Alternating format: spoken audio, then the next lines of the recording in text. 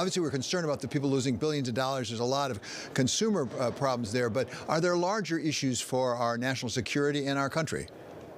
Well, first of all, we need to remember that crypto is totally unregulated, and there is a fulsome debate going on. Do we need to bring a regulatory umbrella over crypto? And, you know, I'm leaning in on that, but crypto is just one piece of the financial sector that's kind of gotten out from under regulation. You think about fintech, you think about the fact that over half of the mortgage origination in this country now comes from non-regulated entities. I just hope we're not, you know, redoing the lead up to 2008 crisis with so many financial transactions, in crypto being kind of the tip of the iceberg of having no regulations. The flip of that, of course, is if you put it in a regulatory body, are people going to expect some kind of government backstop to pick up the losses? And I don't think we want to go there.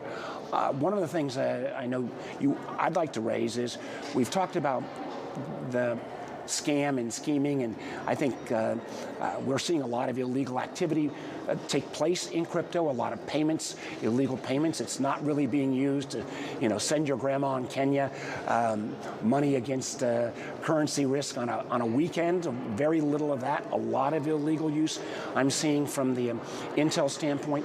But we've been told that crypto is absolutely secure. The whole blockchain technology makes it secure.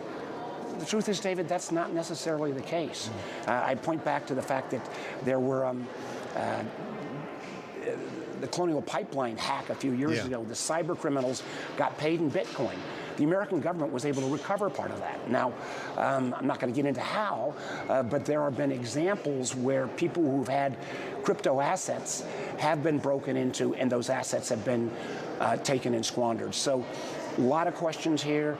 I'm all for innovation. I'm not ruling out the value of blockchain, but I'm really looking for kind of valid use cases. And the more I look, the more I see a lot of stuff on the dark side, not much in terms of what the promises that were made by some of the crypto advocates. When we talk about security, national security, TikTok has figured largely as well. We had that, as I understand, unanimous consent in the Senate yesterday. Now it goes over to the House to ban, as I understand, you correct me if I'm wrong, people downloading TikTok into government devices. What is exactly the national security risk from TikTok from your point of view? That's a great question. And remember, the old days in national security, we would think, you know, tanks and guns and planes. Increasingly, particularly with competition with China, we're seeing a whole other array of areas in technology competition that are national security. We pointed out the national security problems with Huawei, the Chinese telecom manufacturer that sells wireless systems. The fact that some of that information could be, you know, in a sense, heard by the Communist Party. We raised, and I was proud to be one of the leaders raising the issue, hey, we need to bring our semiconductor business back to the United States so that we have that secure supply chain. That's why we did the CHIPS bill. On TikTok, there's really two concerns. One, there is an enormous amount of data that TikTok is collecting off of its users. And no matter what TikTok says, I am very worried that that data may end up residing on servers back in China. I mean, it's bad enough what Facebook does, but at least they're not controlled by the Communist Party of China, whereas ByteDance, by Chinese law, has to report to the Communist Party. So the potential data exfiltration is a security issue.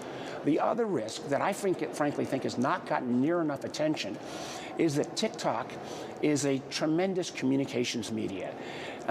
It's almost like a network on itself, and it's the brilliance of TikTok, and a lot of good things on TikTok, but the ability to twist the algorithm so what you see when you get on that site. If you're a Chinese citizen, the TikTok videos you see are all about science and engineering and good things.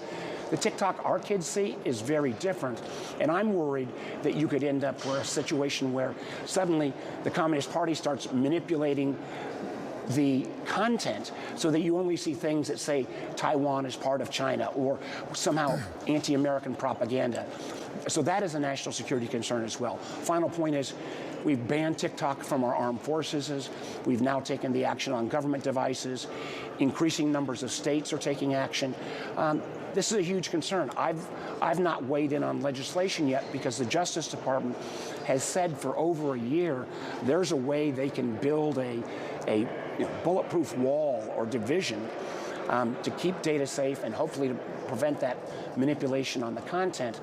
My patience is run thin. If they got a solution set, they ought to lay it out. And if they don't, I think you're going to see, if they ever get to a solution, it may be moot because individual states or Congress may act. One last question on a somewhat different topic, and that's Ukraine and the war going on with Russia having invaded Ukraine. Obviously, we're very concerned as we go into the winter of supporting Ukraine. There are reports now that there's a consideration for the U.S. government to put Patriot missile battery into Ukraine. Is that a good idea?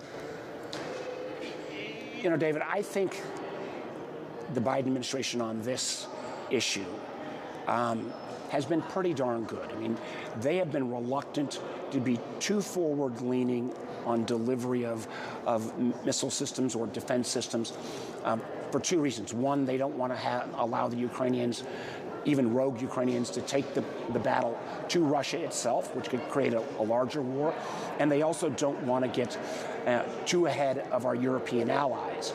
But the idea, if the defense community believes that Patriot missiles that can take down some of these drones and take down some of the devices and rocket attacks that are shutting down Ukrainians' grid and power system, if they come forward with that recommendation, I'd be supportive.